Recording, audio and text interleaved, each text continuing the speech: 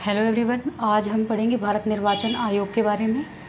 पिछली क्लास में हमने देखा था कि पिछली क्लास में हमने पढ़ा था भारत के जो प्रमुख जल अंतराल हैं उनके बारे में पढ़ा था, उनको याद करने की शॉर्ट ट्रिक के बारे में पढ़ा था। आज हम पढ़ेंगे भारत का निर्वाचन आयोग। ठीक है, तो भारत के निर्वाचन आयोग को देखते हैं। भारत निर्वाचन आयोग, तो भारत के निर्वाचन आयोग का वर्णन संविधान के किस भाग में है? भाग भी आपको याद होना चाहिए। तो भाग 15 रोमन संख्या में इसे एक्स भी लिखते हैं। जबकि अनुच्छेद, तो कौन से अनुच्छेद भारत निर्वाचन आयोग की स्थापना से संबंधित है? तो 324 से लेकर 329 तक। ठीक है, अब भारत निर्वाचन आयोग की स्थापना देखते हैं कि भारत निर्वाचन आयोग की स्थापना कब की गई। तो स्थापना को देखेंगे। स्थापना, भारत निर्वाचन आयोग की स्थापना 25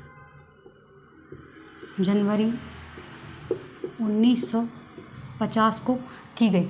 आपको ध्यान होगा कि 25 जनवरी को राष्ट्रीय मतदाता दिवस के रूप में भी मनाया जाता है। तो इससे भी इम्पोर्टेंट एक क्वेश्चन आ सकता है कि मतदाता दिवस किस दिन मनाया जाता है? तो 25 जनवरी को राष्ट्रीय मतदाता दिवस के रूप में मनाया जाता है। अब यह कैसा निकाय है? स्थायी है। कैसा निकाय है? तो संविधान में इसका उल्लेख है ना, इसीलिए यह स्थायी संवैधानिक निकाय है। जैसे योजना आयोग हो गया तो इसका संविधान में कोई उल्लेख नहीं है ना, इसीलिए यह संवैधानिक निकाय नहीं है। ठीक है, तो यह कौन सा निकाय है? स्थायी संवैधानिक निकाय है। ठीक है, अब इसकी संरचना के बारे में पढ़ते हैं कि योजना भारत का निर्वाचन आयोग, योजना आयोग कह रही हूँ, भारत का निर्वाचन आयोग की संरचना किस प्रकार की है? तो चलिए संरचना देखते हैं। संरचना, तो इसमें होते हैं एक मुख्य निर्वाचन आयुक्त, मुख्य निर्वाचन आयुक्त, और दो होते हैं अन्य निर्वाचन आयुक्त, अन्य निर्वाचन आयुक्त। यहाँ पर भी आएंगे अन्य निर्वाचन आयुक्त।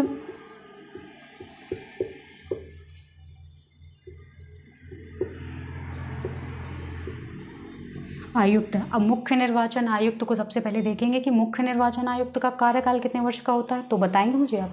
चलिए मैं ही बता देती हूँ।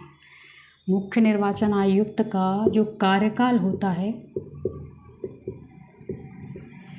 कार्यकाल कितने वर्ष का होता है? 6 वर्ष या 65 वर्ष, जो भी पहले पूर्ण हो, जो भी पहले पूर्ण हो। या तो वह 65 वर्ष का पहले हो जाना चाहिए, या तो उसका कार्यकाल 6 वर्ष का। अगर वह 65 वर्ष से कम उम्र का है तो वह अपने 6 वर्ष के कार्यकाल को पूरा करेगा। और अगर वह 65 वर्ष, अगर वह 63 वर्ष का है और उसे मुख्य निर्वाचन आयुक्त बनाया गया तो 63 से 2 वर्ष बाद उसकी आयु 65 वर्ष हो जाएगी। तो इसीलिए उसका कार्यकाल सिर्फ 2 वर्ष का रहेगा, क्योंकि उसकी आयु, इसमें क्या लिखा है? 6 वर्ष या 65 वर्ष। तो 65 वर्ष का वो पहले ही हो जाएगा, तो उसे अपने पद से मुक्त होना पड़ेगा। ठीक है, अब देखते हैं कि अन्य निर्वाचन आयुक्त का कार्यकाल है इनका 6 वर्ष या 62 वर्ष, जो भी पहले पूर्ण हो। मतलब जैसे वहाँ पे था कि 6 वर्ष या 65 वर्ष, या तो 6 वर्ष पूर्ण होने चाहिए, या तो अगर उसकी उम्र 65 वर्ष है, 65 वर्ष मतलब उसके पहले पूर्ण हो गए हैं, तो उसे अपने पद से मुक्त होना पड़ेगा। वैसे ही यहाँ पर है कि या तो 6 वर्ष का कार्यकाल पूरा करे, 58 वर्ष का या 55 वर्ष का उसकी उम्र है अगर 55 वर्ष की, तो 6 वर्ष, 55 और 6 लगा लीजिए तो 61 वर्ष में मतलब वह अपने 6 वर्ष के कार्यकाल को पूर्ण करेगा। लेकिन अगर उसकी उम्र क्या है, 61 वर्ष है, तो 61 के बाद 4 वर्ष का, 61 के बाद 4 वर्ष के बाद 65 आ जाएगा, तो उसकी आयु 65 वर्ष पहले ही पूर्ण हो जाएगी। सॉरी 61, 1 वर्ष की आयु वो पूरी करेगा, तो 1 वर्ष की आयु में क्या हो जाएगा कि वह 62 वर्ष का हो जाएगा, तो उसकी मतलब उसे अपने पद से त्याग देना पड़ेगा। तो या तो उसको 6 वर्ष का कार्यकाल मतलब कि अपना ख़त्म करना पड़ेगा। अगर उसकी उम्र 62 वर्ष से कम है, मतलब जैसे 55 है, 54 है, तब वो 6 वर्ष के कार्यकाल को पूर्ण करेगा। लेकिन अगर 60 वर्ष है या 61 वर्ष है, तो वह 62 वर्ष की आयु में उसका रिटायरमेंट मतलब पद मुक्त होना पड़ेगा। समझ गए ना? ठीक है। अब पहले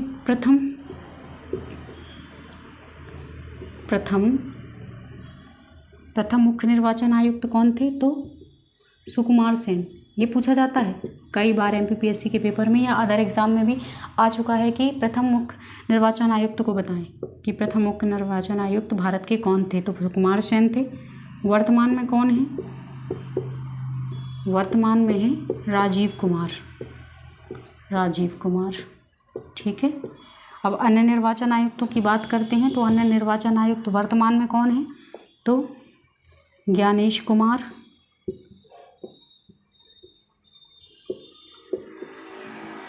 कुमार और सुखवीर सिंह संधू।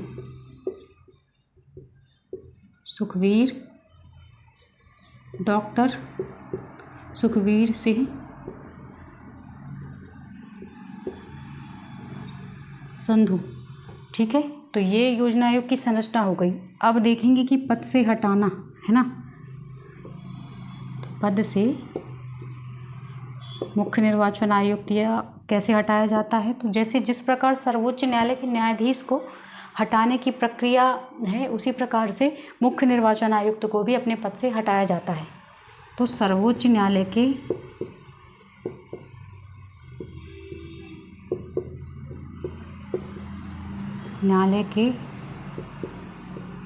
न्यायाधीशों को हटाने की प्रक्रिया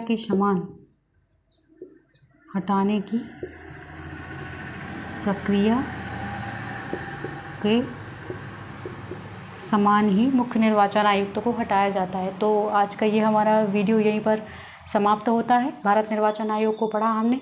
अब हम अगले वीडियो में आपके लिए लेके आएंगे कि भारत निर्वाचन आयोग से संबंधित जो भी अनुच्छेद हैं 324 से 329 तक, इनका विस्तार पूर्वक वर्णन लेके आएंगे। तो जय हिंद, जय भारत। मिलते हैं अगली क्लासेस में। Thank you.